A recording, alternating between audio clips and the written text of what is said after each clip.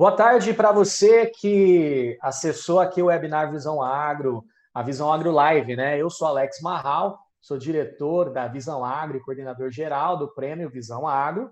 E hoje eu vou conduzir você, o mediador, de um bate-papo muito legal com o Paulo Saraiva e o Bruno Lozzi, né? O assunto de hoje são os desafios do acesso ao crédito em tempos de pandemia.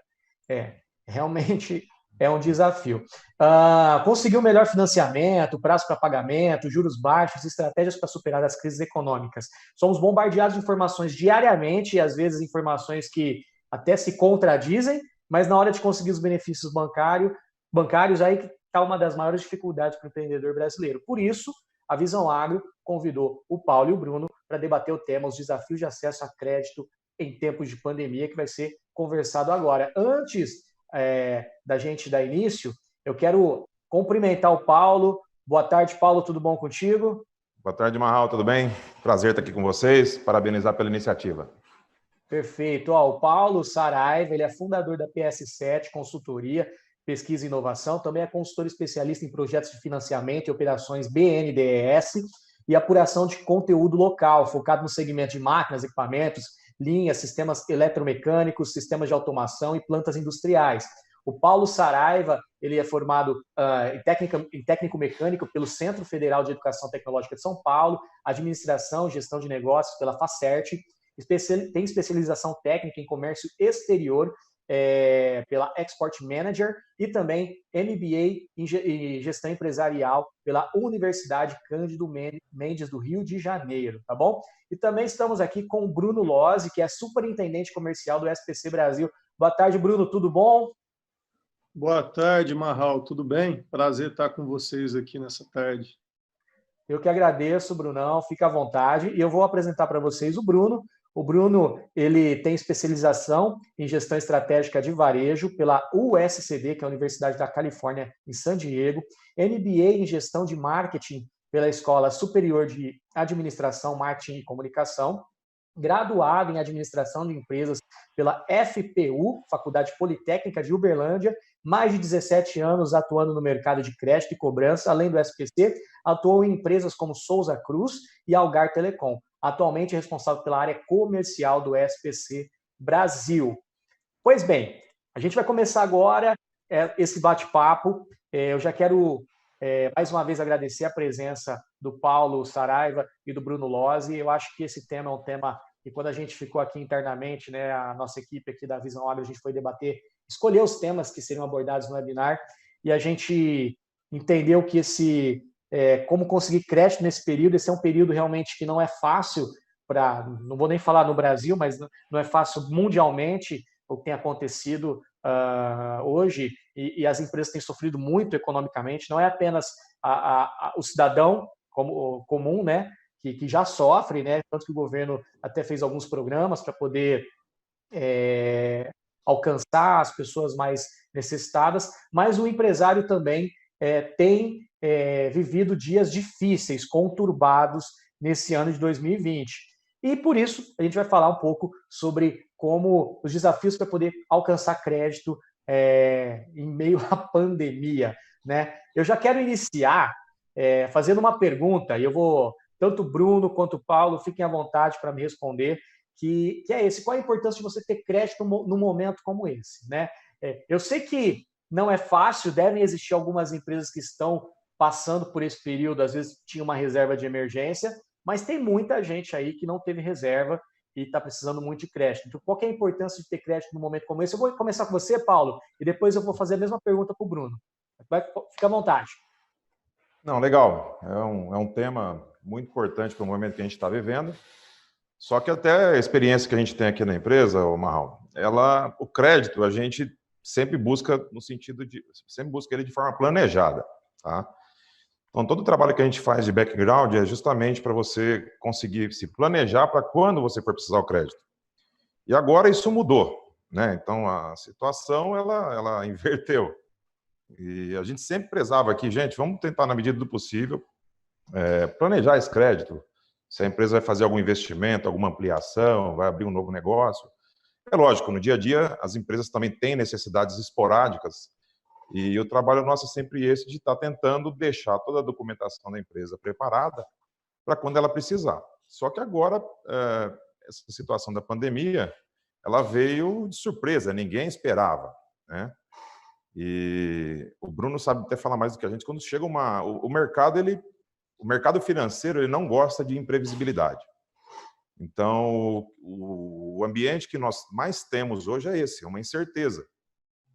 E aí, a pandemia ela trouxe uma questão de restrição, de movimentação principalmente, e aí isso aí bateu direto no caixa das empresas. Então, as pessoas impedidas de poder circular, de consumir, negócios sendo fechados. E esse ambiente trouxe o quê? Queda na receita. E ela traz uma situação totalmente avessa daquela que a gente precisa para quando quer um crédito. Então, você tem queda de receita, aumento de problemas de restrições cadastrais, problemas de impostos, né? E no começo nós tivemos aí até uma ânsia dos governos como um todo de querer anunciar medidas que prezavam o volume financeiro, né? Mas no começo não ficou pensado nas condições para acesso a esse crédito. Então, realmente, esse início foi conturbado e agora a gente está tentando, no meio do caminho, o governo está realinhando, né, essas ações, começando a focar agora nas restrições, né, atacar os problemas que restringem o acesso ao crédito. E, enfim, e agora a gente está... O que era para ser emergencial, a gente já está achando que vai ser para uma questão de retomada. Tá? Então, Entendi. Essa é a primeira visão que eu tenho com relação a esse momento. Entendi. Bruno, e você? Qual a tua opinião? Bom, Marral, acho que assim, cara, sempre ter crédito é bom, né? Principalmente um crédito barato, né? É algo difícil aqui no nosso país, mas é importante, principalmente em momentos emergenciais, né? A gente passa por um período, né, atípico. Acho que ninguém de nós imaginávamos, né, que seria uma situação tão difícil, né? E como o Paulo bem falou, o mercado financeiro, qualquer sentimento de hostilidade no mercado, a primeira regra é fechar a torneira, né? Isso, independente da crise, independente do momento, é um caminho natural, né? Gerou insegurança no mercado, começou a criar instabilidade, o mercado financeiro passa a ser mais seletivo, porque existe sem dúvida nenhuma, o risco do calote, né? E ele está muito atrelado a essa incapacidade de geração de renda, seja da pessoa física ou da pessoa jurídica. Então, os bancos passam a ser mais seletivos, né?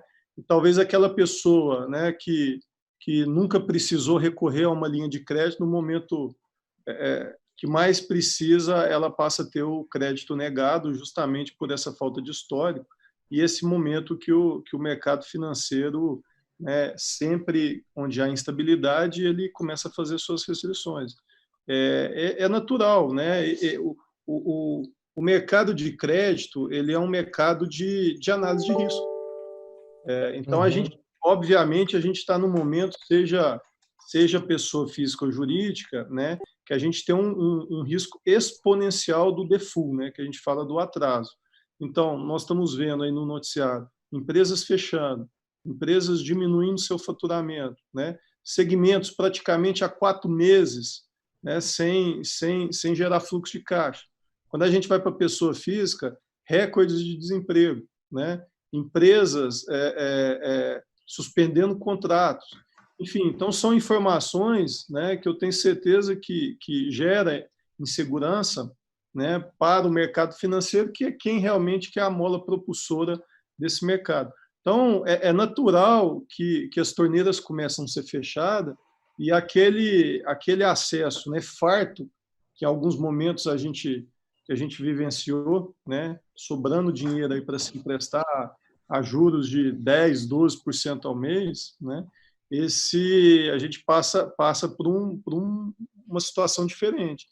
Então, hoje, nesse exato momento, né, em função de tudo que a gente tem passado, se ter o acesso ao crédito, ele não é igual a 10, 12 meses atrás, né? Então, você vai passar a ter, talvez, né, que oferecer um score com uma pontuação maior, às vezes, algumas garantias, né? Pessoas jurídicas que precisam de valores aí com uma certa relevância financeira, né? Talvez oferecer garantias adicionais, né? Enfim, o mercado também, né?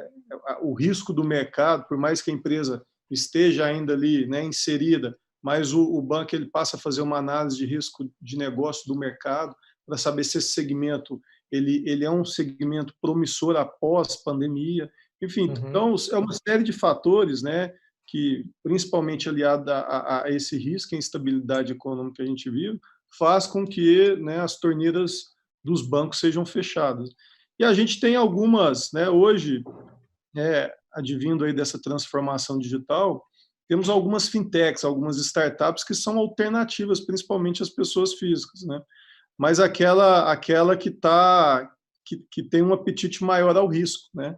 Então ela precisa se posicionar e ganhar mercado. Então talvez esse seja o momento dessas novas fintechs, né?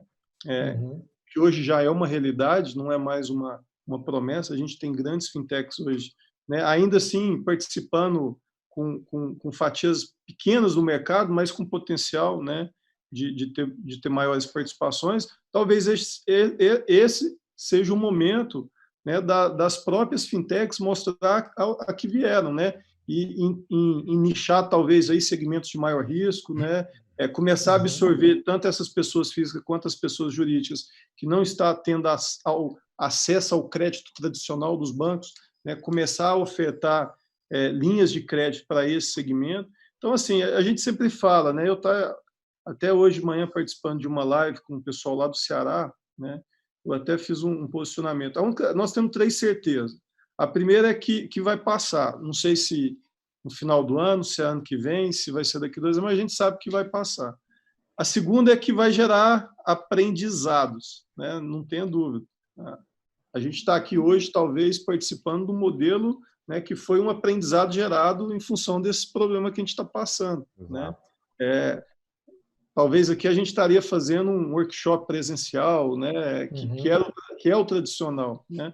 Mas estamos aqui, né, a gente está aqui talvez em três cidades diferentes, aqui com dezenas de pessoas nos assistindo, também em vários cantos aí do nosso país. Então isso é um aprendizado. E a terceira certeza que nós vamos ter, cara, que vai gerar oportunidade, sempre vai ter oportunidade.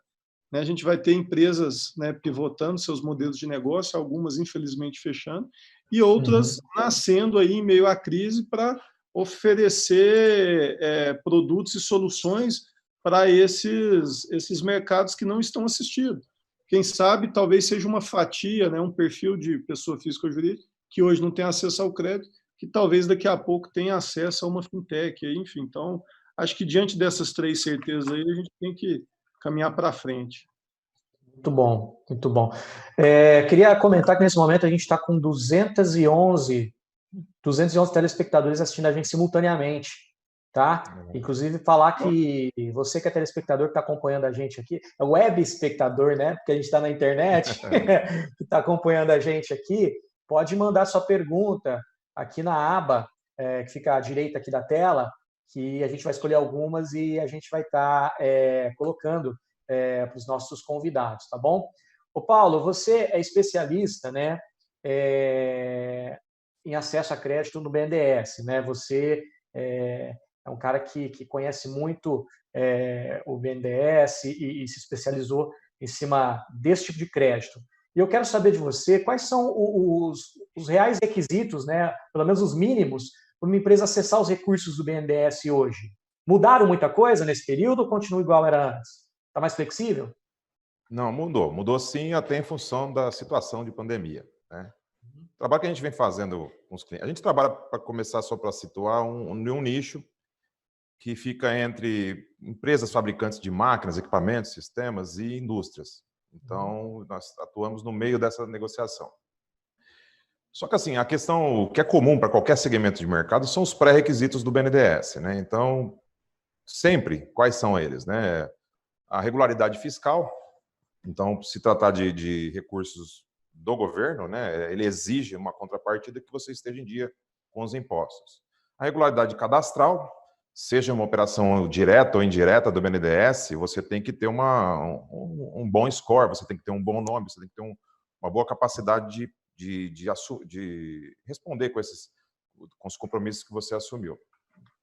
E aí você tem os requisitos particulares, que são mais relacionados ao tipo de linha. Então, assim, muita gente às vezes conhece o BNDES, principalmente no segmento de indústria, né? 1, 2, 3 linhas. Só que hoje nós temos em torno de 90 linhas.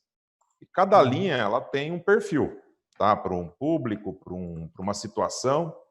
Então, o que a gente vem tentando nos últimos anos fazer através da empresa é justamente trazer essa informação para que as empresas escolham melhor o crédito. Porque muitas das vezes a gente recebe uma empresa, assim, eu estou precisando de dinheiro para capital de giro. Mas é capital de giro mesmo? O que você vai fazer? Não, eu quero ampliar, eu quero contratar mais pessoas. E então aí, não é capital de giro. Quando você vai tentando descobrir a aplicação desse recurso, você vê que a empresa está com um projeto na cabeça. E normalmente, lógico, nós estamos numa fase de exceção por conta da pandemia, mas normalmente o capital de giro ele é o mais caro, tá? Ele por ser aberto, para não exigir, não é o dinheiro que a gente chama de dinheiro carimbado, né?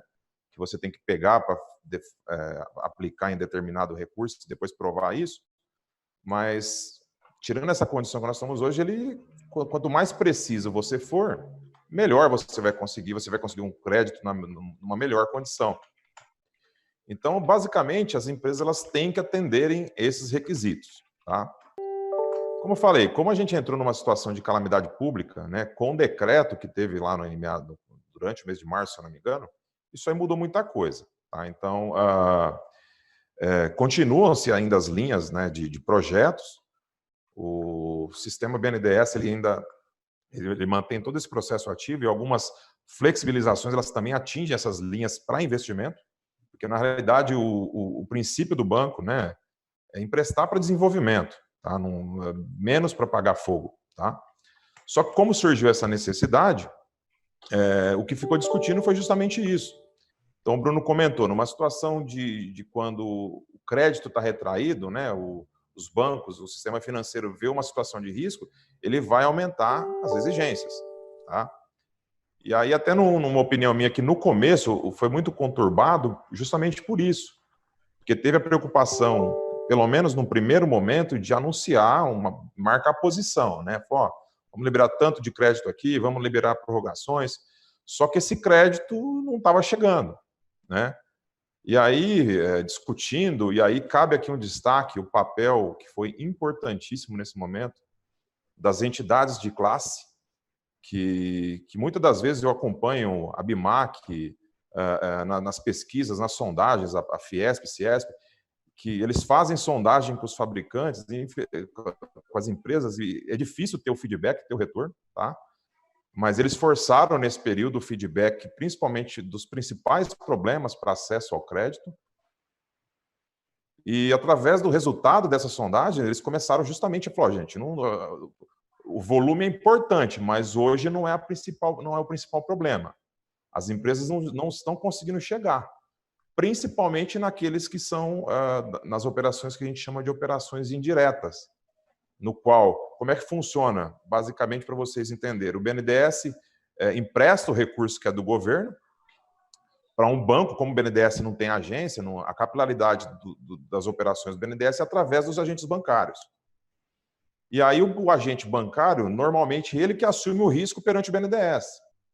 Então, se a empresa que tomou o empréstimo não pagar, é o banco que tem que honrar esse compromisso com o BNDES. Então, naturalmente, o que aconteceu foi isso daí. Falei, eu vou emprestar com alto risco de calote. E aí, dentre vários problemas, né, que um deles foi a questão do que as empresas começaram o quê? Logo nos primeiros meses, né, nos primeiros dias, principalmente empresas, por exemplo, de comércio, que tiveram suas portas fechadas, dali 15 dias elas já estavam sendo apontadas nos birôs de crédito. Deixou de pagar um boleto. No mês seguinte, ela já não tinha mais certidão, tá? E aí, assim, somente ali depois de 45 dias que a gente começou a ver uma ação. O Bruno pode depois falar melhor, acho que os birôs de crédito postergaram o prazo de lançamento dessas restrições cadastrais. Aí essas entidades fizeram pressão junto ao governo, né, se uniram em torno da mesma pauta, tá? Pedindo a flexibilização, por exemplo, das certidões. Então, aí conseguiram esse processo, né? Hoje um principal requisito que era ter certidão, hoje ele está suspenso temporariamente. Então, a empresa que não tem CND, ela não vai ter um problema hoje em razão desse fator, tá? E aí, a última que a gente vem discutindo muito, e o Bruno salientou bem, os bancos também começaram a exigir garantias adicionais, né? Então, antigamente você conseguia algum percentual de um financiamento desse em cima do aval, né? Ou uma garantia, porque a máquina, o bem seria garantia, ou uma garantia real que cobria parte do financiamento. Isso aí caiu por terra depois desse problema da pandemia, tá? E aí foi onde que começou-se a resgatar a importância dos fundos garantidores nesse momento, onde inverteu-se os papéis. Então, em vez do governo, né, através do BNDES, ele dispor de recursos para os bancos repassarem, falou, não, né, consolidado aí com essas entidades, ele falou, não, agora a gente precisa que o governo garanta a operação com os bancos, porque os bancos estão bem fartos de recursos próprios. Então, começou essa tendência justamente de começar a utilizar esse recurso do governo para garantir essas operações junto aos bancos, tá? Então, resumindo essa questão dos requisitos, ele realmente está temporariamente mais flexível, mas porque os bancos estão mais restritivos, tá? E aí agora que a gente está vendo aí esse realinhamento dessas ações, né? E basicamente assim, aquele crédito que era o emergencial já foi. A emergência tinha que ser ali, né? 15, 20 dias.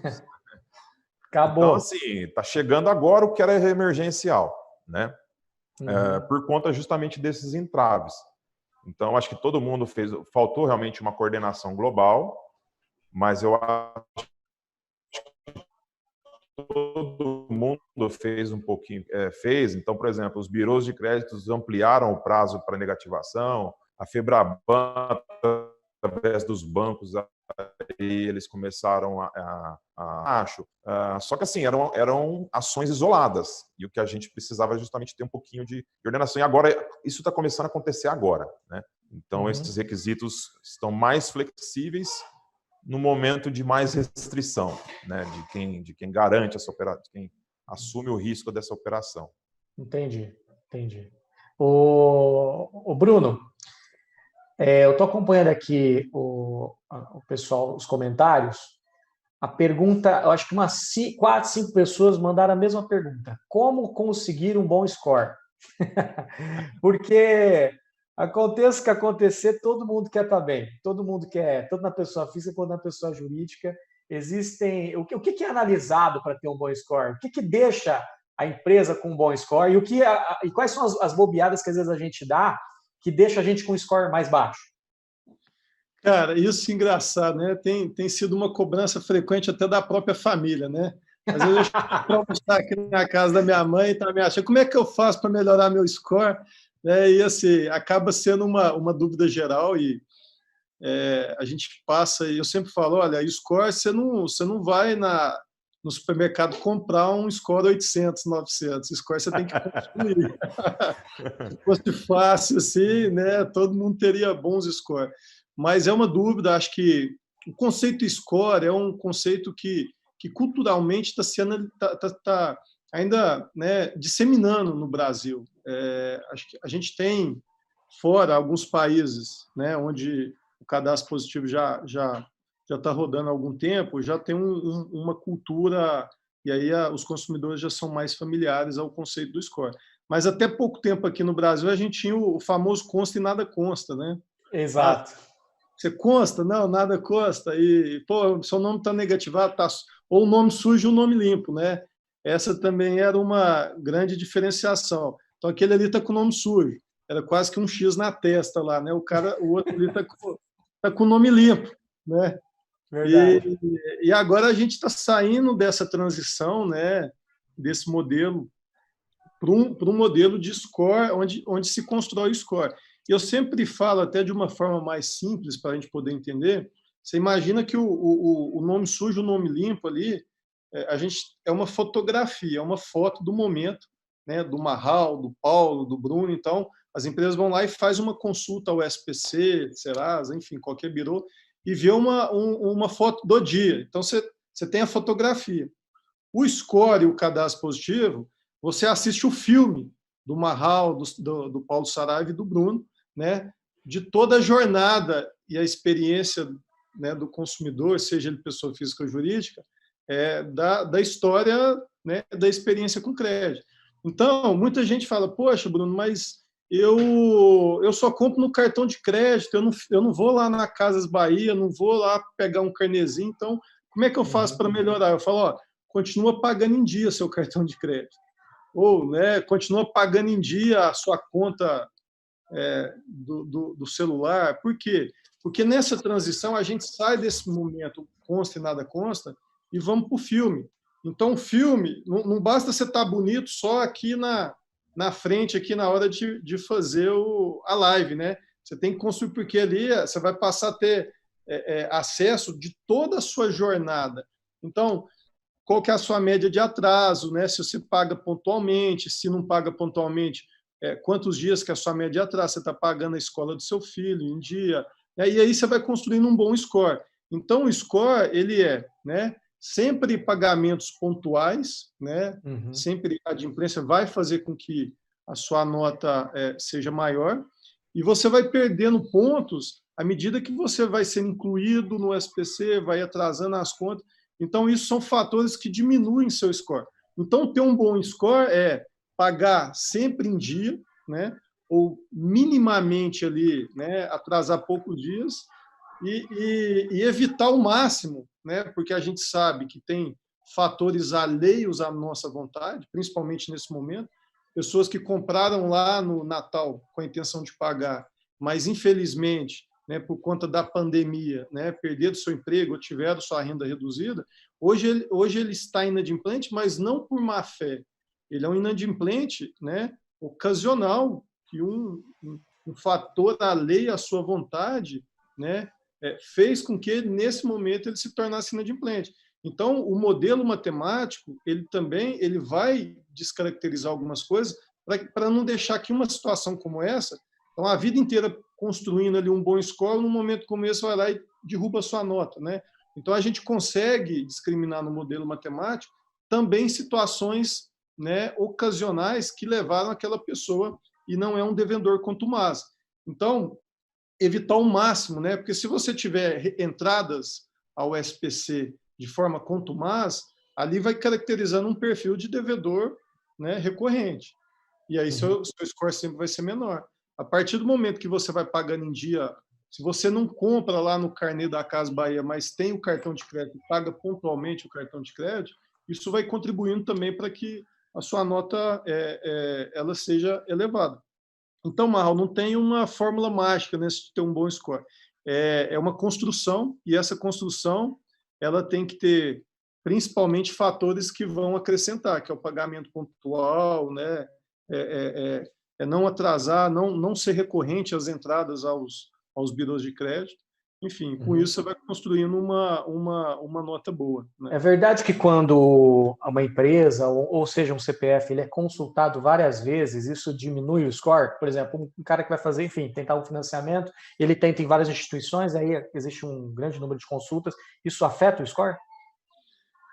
Marral, é uma das variáveis, porque assim, o score ele é composto de mais de 200 variáveis, né? E para cada variável ela tem um peso, né? Então você tem lá a quantidade de restrições ativa, ela tem um peso mais relevante, né? Quantidade de consultas realizadas. Consultas realizadas, ela é sim uma variável que determina a sua análise de crédito, só que a gente faz essa avaliação por um período.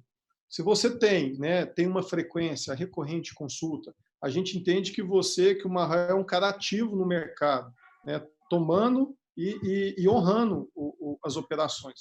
O que acontece, né, quando a gente tem uma grande quantidade de consultas realizadas num espaço pequeno, né? Então, assim, essa análise da consulta realizada, ela é composta, talvez, com a sua análise de endividamento e também o seu perfil de renda.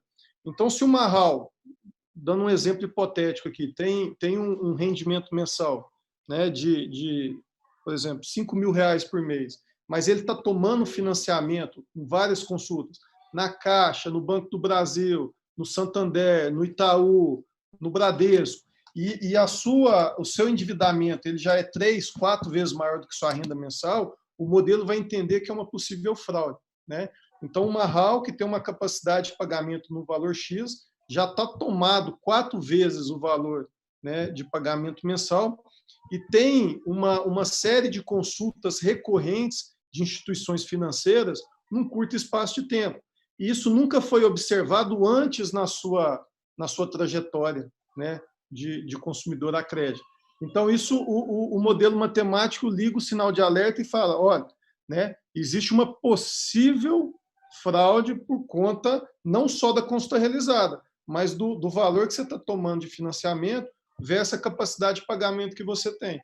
Então, assim, nenhuma variável ela é determinante para discriminar, né, a decisão. O que a gente faz, somando, né, essas 200 variáveis, a gente calibra os pesos e dá um direcionamento também ao nosso cliente. A decisão final nunca vai ser do birô. A decisão final sempre será ali do cliente, né, do nosso associado que está concedendo o crédito. O que a gente, nesse modelo, né, o que ajuda eu não dou mais aquela nota, né, o nome está limpo e não está limpo, consta e nada consta. Agora eu dou uma nota de 0 a 1.000. Aí a avaliação é sua. Então, de 0 a 1.000, se o cara, a nota dele é 999, ótima nota, mas ainda existe um risco de 0,01 de inadimplência. Se a nota do cara é 10, existe um risco de 99,99 desse cara, né, não te pagar. Né? Então, acho que o modelo de score facilitou a vida, né, de quem tem que tomar a decisão de dar ou não o crédito.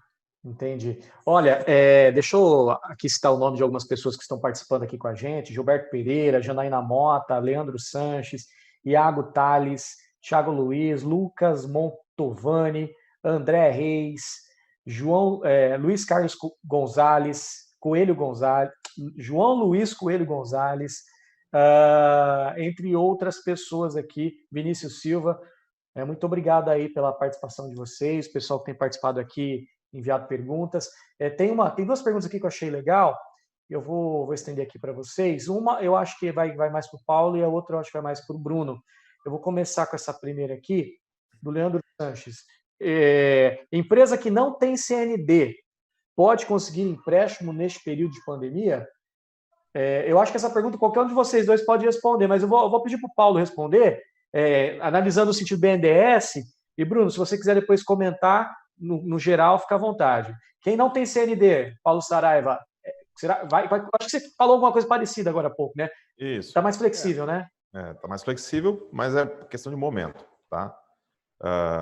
Em regra geral, é pontual, porque isso é um pré-requisito de qualquer linha que você vai acessar buscando recursos do governo, tá? É justamente aquela contrapartida. Para você pedir recurso do governo, você tem que estar em dia com o governo, tá?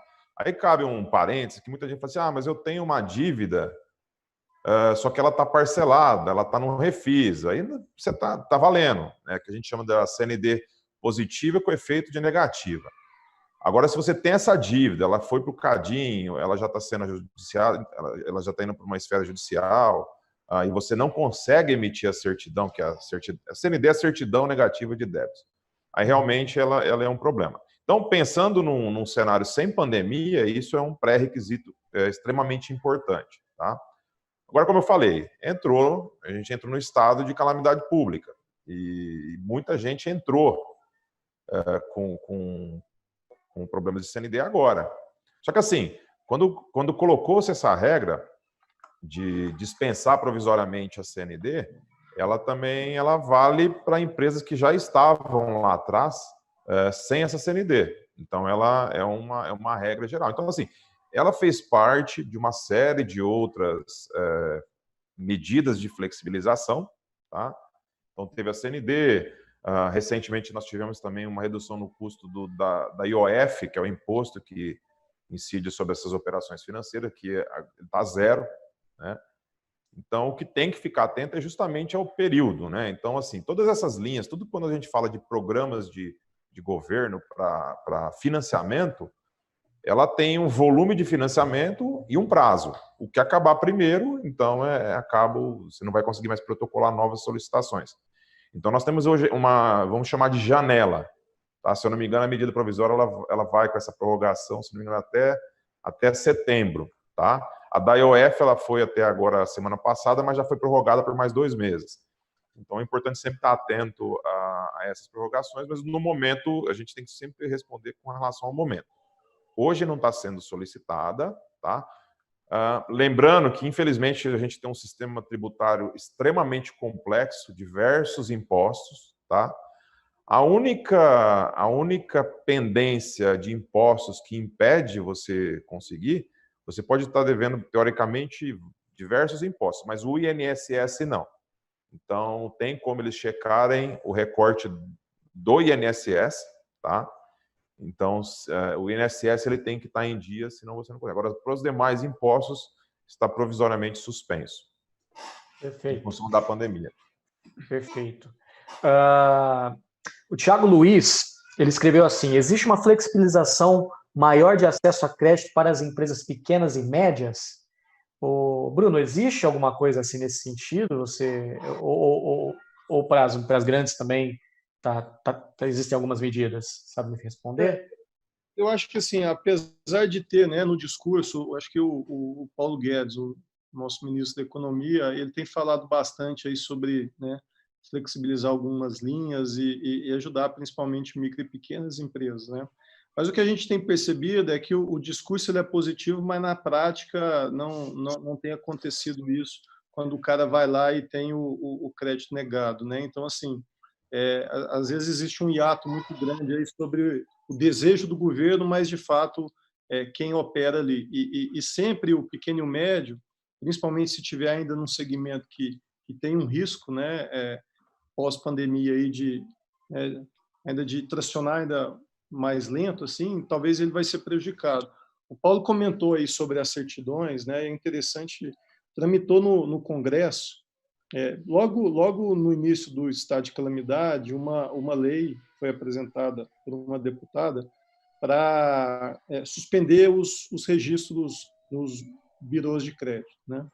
E ela foi aprovada na Câmara dos Deputados, depois ela foi para o Senado, teve algumas emendas, a priori a lei era para ser 60 dias, com possibilidade, 90 dias, na verdade, com possibilidade de ser prorrogado por mais 90 dias. Teve algumas emendas, né, no Senado para ir até o final do período de calamidade, até o final de dezembro, e aí depois voltou para a Câmara, rejeitou essas emendas, passou o texto original, e no último dia 30 de junho o nosso presidente ele vetou, né, a lei, e o veto ali ele veio fundamentado ali quase que uma aula, né? E é o que a gente sempre posiciona.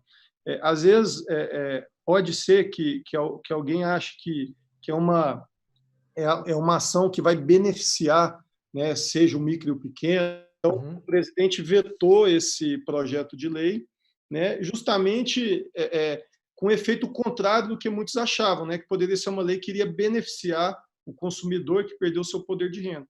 Só que, na verdade, e aí o veto ele vem né, de forma num contexto bem interessante, que ele fala exatamente o quê? Né? Que a impossibilidade de registrar, né, tantas pessoas físicas quanto jurídicas nesse período, ele vai dificultar ainda mais quem precisa do crédito. Porque se você hoje, né, faz uma consulta aos buros de crédito e sabe que ali você não está valendo nada, porque o cara está inadimplente e não pode ser inserido, o que já estava fechado, os bancos e o mercado financeiro ia dar aquela apertadinha ainda mais na torneira para não deixar nem aquela gotinha cair, né? Porque você já está num momento, num ambiente hostil, onde que talvez a única ferramenta que ainda está viabilizando o crédito no país é a consulta para saber do histórico. Se você elimina essa possibilidade, o banco vai lá e vai fechar ainda mais para não cair nem aquela gotinha. Então, ele faz esse veto, né? E aí o que o Paulo comentou mais cedo, a Associação dos Birôs de Crédito, ela, entendendo o momento, a gente tomou a decisão de prorrogar o prazo para se incluir no SPC, na Serasa, enfim, qualquer outro birô. Porque, a priori, você não notifica o consumidor inadimplente, ele tem um prazo de 10 dias para procurar o seu credor e fazer a negociação. Então, desde do final de maio, esse prazo ele foi prorrogado para 45 dias. Então, ao ser inserido hoje num birô de crédito, você tem 45 dias para poder fazer a sua renegociação e evitar que seu nome seja incluído. Entendi. Obrigado. Ô, Paulo, você também estava comentando, né? Você quer acrescentar alguma coisa? Não, sim, só fazer um complemento no que o Bruno comentou, porque realmente assim, o momento ele é delicado, ele comove muita gente, muita dificuldade, só que a gente também não pode pegar uma situação como essa também e perder alguns avanços que nós já tivemos na evolução do sistema bancário, tá? Então, hoje nós estamos aí na era da indústria 4.0, na era da informação, de troca de dados em nuvens, em alta escala, e isso também trouxe muitos ganhos, tá? Se você pegava uma operação do BNDES há 5 anos atrás, era muito complexo, demorava muito para andar, para caminhar, era muita análise através de pessoas.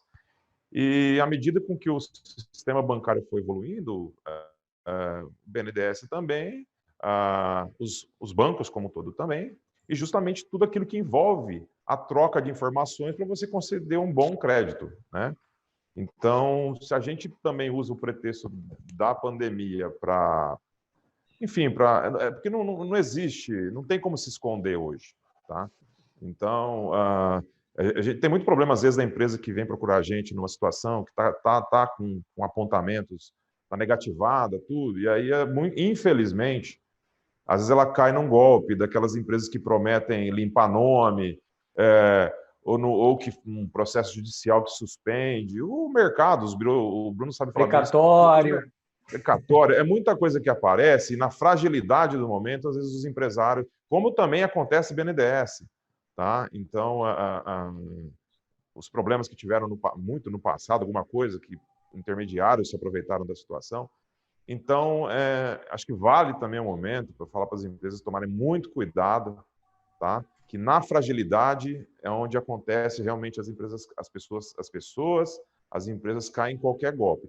E justamente, eu acho que essa questão do veto que o Bruno comentou, por um lado foi isso, porque se tem uma incerteza numa coisa que não está bem fundamentada, né, uma informação que...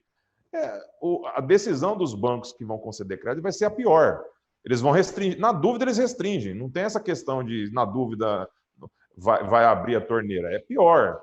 Então, eles estão acompanhando. A gente trata com empresas. Eu acompanho, particularmente, associações como um todo. Então, eu acompanho as associações dos birôs de crédito, a Febraban, e essa conversa é aberta, né? Então, realmente, os bancos estavam observando. Então, porque assim... Porque é tudo novo, né, Paulo? Tudo novo. Então, por exemplo, a questão do crédito, retomando na sua pergunta, né? Você está tendo flexibilização de crédito. Todas as medidas que estão sendo publicadas, elas levam em conta o porte empresarial. Então, por exemplo, nós temos aí o porte de micro, pequena, médias, as microempresas, os MEIs, que tem o FAMP, que é um fundo de aval ali na faixa de faturamento do pessoal do Sebrae, né? Que o FAMP vai garantir a operação para o banco. Agora nós entramos aí o Pronamp, que teve o fundo garantidor que ele chama FGO, que vai garantir as operações do Pronamp, né? Então, as empresas mais focadas nas micro e pequenas empresas. Era isso que eu ia comentar. É quem fatura até 4.800. E está vindo agora aí o reforço no FGI, que é para pegar essa classe a partir desse momento. Então, aí sim, são medidas assim que estão atacando uma parte de um problema que tem um peso importante nessa análise, que é a garantia, né? Agora, não fazer isso realmente de suspender, realmente, acho que se isso prosperasse, a gente ia ter mais um problema, mais uma restrição, tá? Então, acho que a gente tem que realmente precisa, não dá para as empresas saírem sozinhas dessa situação. Tanto é que, se você pegar o discurso de quando, no início do governo Bolsonaro, da equipe econômica, né, o Paulo Guedes, com relação ao papel do BNDES, ele era muito crítico. O ano passado, o BNDES ele devolveu recursos para a União, então isso aí diminuiu o caixa para financiamento, e agora a situação, digo que inverteu. Tá? Eles são muito lúcidos com relação a essa necessidade. Então, uma das primeiras medidas que foram anunciadas foi justamente cessou-se.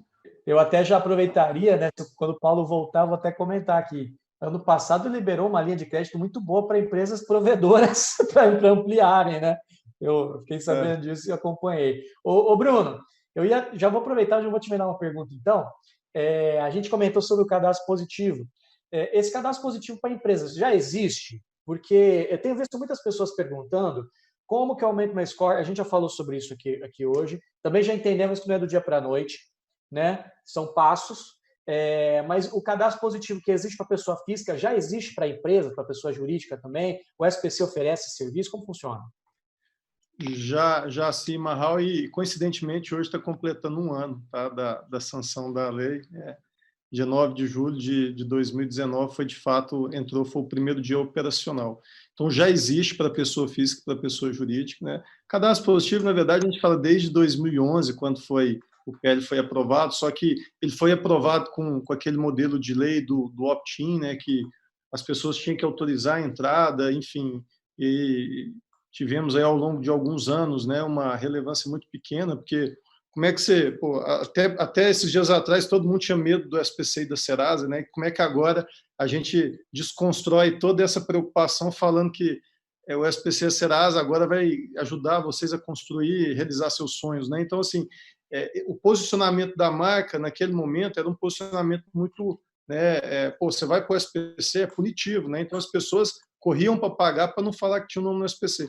E com cadastro positivo, agora eu tenho que me posicionar falando que é bom, que as pessoas vão realizar seus sonhos, conseguir financiamentos mais baratos, estando no SPC. Então, foi um período difícil, né, que a gente teria que desconstruir todo aquele posicionamento de 60 anos. Muita gente viu o SPC como inimigo, né, em parte. Ainda vê, viu, cara? Assim, ainda é difícil desconstruir uma imagem de 60 anos. Então, assim, por isso que é cultural. Então, durante esse período, a gente teve muita dificuldade para fazer com que as pessoas aderissem ali através do opt-in, mas a lei mudou, né? Então agora é um modelo de opt-out, todo mundo entra, quem não quiser que pede para sair, né? E a gente completa um ano hoje com esse novo modelo. O que acontece, já está disponível, já temos produtos, né, disponíveis aí para o mercado, já tem muitos, tanto clientes, pessoa física, jurídica utilizando. O que acontece é que ele está sendo faseado. Hoje, as informações do cadastro que compõem o cadastro positivo, nesse momento é apenas do mercado financeiro. Então, os principais bancos e financeiras alimentam o cadastro positivo. A gente vai entrar uma segunda onda agora, que são as telcos, né? as telecoms, que vão estar enviando as suas informações da telefonia fixa, da móvel, né? Da sua rede de dados, que é mais bilhões e bilhões de linhas, né, que a gente pega todo o histórico. A terceira onda vai ser as utilities, que é as companhias de água, energia, gás, ela entra numa terceira fase. Então, o cadastro positivo já é uma realidade, não tem todas as informações ainda, nesse momento é só o mercado financeiro, mas que já representa uma fatia muito significativa, né, da concessão de crédito no país. Só que a gente não está só limitado, porque tem, de fato, aquela pessoa não bancarizada, e que o score dela vai ser construído através das informações das utilities, das telecom, do varejo, enfim. Então, está por ondas, Marral. Eu diria que hoje a gente tem já informações precisas do mercado financeiro, já está para entrar as informações das telcos, né? Acho que em meados de agosto, talvez a gente já esteja em produção com as informações das telcos. Até o final do ano, tenho certeza que a gente já inclui as utilities, né, as provedoras de água, luz, e aí depois a gente caminha para o varejo, né, para o pequeno, médio, grande varejo a partir de 2021. Aí a gente passa a ter realmente uma informação completa, mas muitos perguntam, o positivo vai matar o negativo? Não, né? continua tendo negativo. Quando você está inadimplente, você vai ter seu birô negativo, e você vai ter agora o positivo, que é as suas informações de pagamento. Então, são complementares. Em algum momento, as empresas vão estar juntando os dois bancos de dados para tomar a decisão do crédito, mas eles são complementares, né? E um não substitui o outro. Entendi. E só uma coisa que eu achei interessante que você falou aí, eu queria só reafirmar. Então, antes, a gente que tinha que se inscrever, a gente que tinha que solicitar para entrar nesse processo aí de cadastro positivo. Agora, já o governo, então, a gente já está, teoricamente, e se a pessoa não quiser, ela que pede para sair. Então, agora a informação vai ficar cada vez mais precisa. É isso mesmo, né? É isso mesmo. O modelo é o que a gente chama, é o modelo americano, né? Então, o Brasil copiou exatamente o modelo americano, né? De inserir todo mundo no cadastro positivo, e aquela pessoa que se sentir desconfortável ou não quiser, ela tem o direito de pedir para sair do cadastro positivo. Agora, de novo, né? Uma pessoa que não está no cadastro positivo, ela vai ser vista pelo mercado de uma forma diferente, né? O porquê que o Paulo pediu para sair do cadastro positivo, o porquê que o Marral pediu para sair do cadastro positivo. Então, assim, não é aconselhável, né? Agora é direito. Então, tanto a empresa, quanto a pessoa física, quanto a pessoa jurídica, ela pode, né, procurar qualquer um dos birôs e pedir para sair. Mas, de novo, ela não terá essas informações aí, que lá na frente, com certeza, vai ajudar ela a ter um acesso mais fácil ao crédito, talvez um crédito mais barato, enfim. Entendi. Ô, Paulo, você, como um consultor especialista em projetos do BNDES, quais são os principais requisitos, por exemplo, os mínimos para uma empresa acessar os recursos do BNDES?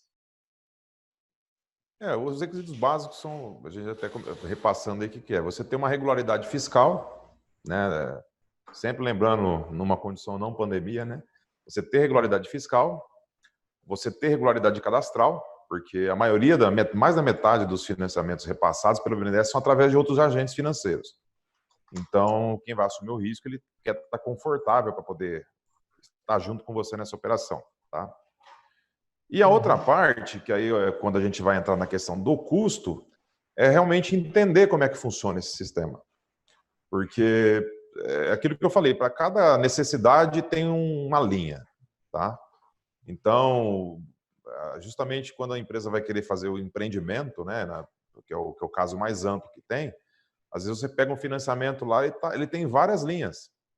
Porque realmente, você pega, sempre que a gente trata de financiamento para desenvolvimento, o que é promovido em conjunto com esse desenvolvimento?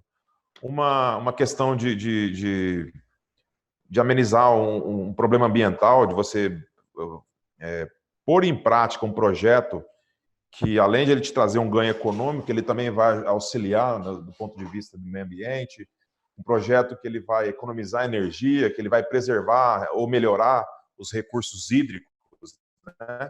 Então, e já existe no próprio BNDES uma diferenciação para isso. Então, se num projeto que você vai fazer, vai colocar uma indústria, você vai fazer uma loja, uma filial, você já pensar, por exemplo, uma indústria vai pensar já em colocar um biogás, né? Aproveitar rejeitos aí do seu processo produtivo, instalar uma cogeração de energia a partir de biogás, no caso das usinas de biomassa. Então, você já tem linhas que o investimento a parcela desse investimento, ela vai ser custeada numa taxa quase que subsidiada. Então, os requisitos preliminares, eles valem para qualquer segmento, né? Então, essa questão de regularidade fiscal, cadastral, ela é parte fundamental, tanto para você poder ter acesso e ela tem um peso sobre parte desses juros, parte desse custo. O outro, que é o que a gente gosta, que é o que a PS7 ela gosta de trabalhar, é realmente você tratar do projeto. Para que é esse projeto? O que você vai fazer? Quanto que você vai dedicar para... vou colocar uma instalação elétrica, iluminação, já vai ser LED. Seu processo produtivo gera um resíduo que ele pode ser reaproveitado. Você capta água de algum lugar, você vai devolver a água melhor do que você captou para o seu processo. Quando você começa a inserir esses elementos, né, de sustentabilidade, de eficiência energética. Então, você começa também... Então, eles são os pré-requisitos para você acessar uma ou outra linha. Pode ser que sua empresa não atenda aquele requisito. Então, esse requisito você vai desenquadrar de uma linha com menor custo, mas ela vai te enquadrar numa linha convencional.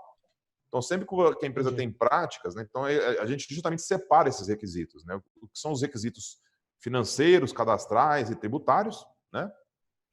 E aí envolve muito, hoje, fazendo até um parênteses aí, hoje o sistema do SPC já está linkado com o portal de operações BNDES. Então, ele já puxa essas informações de lá, tá? Então, os requisitos basicamente são esses, tá? Principalmente porque a maioria desse crédito ele é repassado por agentes financeiros. Entendi. Olha, a gente está caminhando para o final aqui, né, da nossa conversa aqui, da Visão Agro Live. Tem duas perguntas aqui nos comentários que eu acho interessante trazer para vocês. A primeira, eu acho que vai para o Bruno. Eu acho que está mais para você, Bruno. Ó, uma empresa que tomou um financiamento do governo antes da pandemia, e agora durante a pandemia existe algum programa de prorrogação desse financiamento, se ela pegar, isso afeta no score da empresa? Pelo que eu... Conseguiu entender? Ou quer que eu leia de novo a pergunta? Não, entendi. Está perfeito. Não afeta, acho que a renegociação ela é até um fator positivo, né? A gente sempre orienta. Independente da situação, não vai conseguir honrar o compromisso, faça uma renegociação. Porque a renegociação ela é um sinal de boa-fé. Então, tomou, né, por algum momento, e acho que deve ter milhares e milhares de empresas passando por um momento como esse, né, que a gente vai justamente tomou um crédito dentro de um período, né, que ninguém iria, né, não teria nenhuma previsibilidade do que ia acontecer. Então, esse momento principal, faça a renegociação. Busque o banco de fomento, busque a agência, enfim, busque ali uma negociação para de fato não ir, né, para um cadastro de inadimplência. Então, essa renegociação ela é um ponto positivo, né? E com certeza vai fazer com que ou sua nota fique estabilizada ou você, dentro dessa renegociação, até estabeleça uma melhora no score. Perfeito. Olha, Paulo, essa vai para você, tá? Ó, eu tenho observado, Leandro Sanches, eu tenho observado que o governo tem dado mais dinheiro para a área agropecuária do que para a indústria. Por que essa diferença? Existe essa diferença? E por que essa diferença? Existe. Não é à toa que, nessa situação que nós estamos, o agro ele quase que não mudou muita coisa. Tá? O agro ele é o que sustenta o nosso PIB. Tá? Então, é uma área valorizada, extremamente valorizada, e às vezes a gente trata com esses contrastes, porque nós temos também a agroindústria. Então, você tem empresas que tem o setor do agro, né, que tem lá, que faz a plantação da sua cultura, né? E aí você tem, dentro desse mesmo grupo empresarial, a empresa que faz o beneficiamento. As condições são totalmente diferentes, tá? Então, por exemplo, a taxa de financiamento, principalmente, você tem programas, agora nós tivemos aí a semana passada, né, o anúncio aí de 236 bilhões, 13 bilhões a mais do que o ano passado com relação ao Plano Safra. E se você pegar um parênteses também, se você acompanhar a evolução dos desembolsos do BNDES nos últimos 10 anos, por exemplo. Tivemos o pico dos desembolsos, né? E hoje caiu esse desembolso. Só que se você vê o comportamento dos desembolsos para o setor agrícola, ele quase que permaneceu intacto. É justamente por isso, como ele é o propulsor da nossa economia, né? Então ele é bem valorizado. Então, realmente, na hora de você fazer uma captação para um grupo empresarial que tenha, né, as duas situações, realmente a questão do crédito para a indústria, para o agro, né? Ele é um crédito mais barato. Agora, na indústria, cabe prestar atenção naquilo que eu comentei na minha última interação.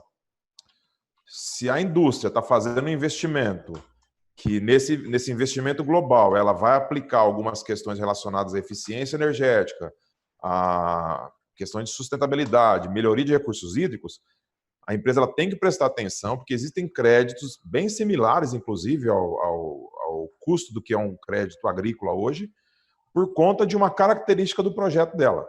Tá? Então, é muito comum, às vezes, a empresa pegar um crédito errado. Pegou lá BNDES, mas não observou justamente que era um projeto. Então, essa diferenciação que a gente tenta no dia a dia, educar, mostrar para as empresas porque isso faz parte de um planejamento financeiro, que faz parte do planejamento de negócio e faz parte de um controle. A empresa tem que controlar cada pedaço da sua empresa, né? E nisso faz parte justamente você pedir um crédito certo para a sua situação. Entendi. Olha, a gente está chegando ao final aqui da nossa live aqui pela Visão Agro. Eu quero agradecer o Bruno. Muito obrigado, tá, Bruno, por estar aqui com a gente, participando, representando os birôs de crédito, né? Você, principalmente, que hoje é superintendente comercial do SPC. Hoje eu posso falar que eu conversei com um cara do SPC sem medo, estou feliz por isso, tá? Pode constar meu nome lá, que até aqui Deus nos abençoou. Cara, que eu possa estar no cadastro positivo. Hoje, assim, como eu falei, né? A gente está aqui já para ajudar a realizar seus sonhos, não mais para punir, para sujar o nome. Então, assim, é um contexto diferente, mas brincadeiras à parte aí, cara, foi um prazer, agradeço pelo convite, prazer poder dividir aqui essa live aí com uma baita experiência aí do Paulo, né? Aprendi muito aqui também com o posicionamento dele e estou à disposição, né? Hoje não se preocupem em ir mais para o SPC. Estar no SPC hoje é bom. Boa. Verdade, obrigado, tá, Bruno? Se você quiser acrescentar alguma coisa, fica à vontade, tá? Cara, eu vou deixar meu e-mail. Acho que se alguém tiver, né, com alguma dúvida ou queira conversar melhor a respeito, pode encaminhar, né? O meu e-mail é bruno.lozi@spcbrasil.org.br. Então, fique à vontade aí, caso queira mandar dúvidas por e-mail, enfim, né? Estou à disposição aí para poder contribuir, né? Obrigado, Bruno. Paulo, brigadão também, aprendemos bastante coisa aqui hoje. Obrigado por compartilhar todo esse conhecimento que você tem aqui com a gente. Legal, obrigado. Obrigado você, Marral, você, o Alex Ramos, todo o Grupo Visão. Ao Bruno também, que esclareceu bastante coisa, que é uma dificuldade para a gente no dia a dia. Tá? E parabenizar mais uma vez vocês aí, Marral. Hoje, a moeda que a gente está... A moeda mais valorizada hoje é a atenção, né? Então, esse monte de informação, a gente que está no dia a dia, é difícil para a gente, porque cada hora muda uma medida provisória, que muda a taxa, muda isso, muda aquilo. E o desafio é esse, um canal que consiga centralizar aí as atenções e passar uma boa informação. E eu acho que isso é o que a gente busca sempre. E vocês estão de parabéns aí. Perfeito. Ô, Paulo, quem quiser entrar em contato com você, tem algum e-mail? Tem. Eu vou deixar aqui. Isso, a gente tem um portal bem bacana, é o www.ps7consultoria.com.br. E o meu e-mail é paulosaraiva@ps7consultoria.com.br. Perfeito. Olha, eu finalizo agradecendo você que ficou aqui até o final, acompanhando esse bate-papo super interessante, né? Essa foi mais uma live da série de lives realizadas pela Visão Agro. Quero já passar uma informação legal para vocês. A gente deve ter mais uma próxima live nos próximos dias. A gente vai estar divulgando, acompanhe nosso portal, visãoagro.com.br. E também mais uma informação em primeira mão, a Visão Agro esse ano está inovando. Quem já conhece o prêmio Visão Agro, evento que inclusive hoje eu estou como coordenador geral, esse ano vai ter muitas novidades na premiação. Esse ano eu já vou falar aqui para vocês em primeira mão, vai ter uma prévia online revelando os vencedores do ano de 2020 do prêmio Visão Agro. Então fique atento, fique lá no nosso site, visãoagro.com.br, que nos próximos dias vocês vão ver toda uma comunicação informando tudo isso, tá bom? Pessoal, muito obrigado a você que ficou até agora e até mais. Um abraço, Bruno, um abraço, Paulo. Tchau. Abraço. Tchau. Obrigado.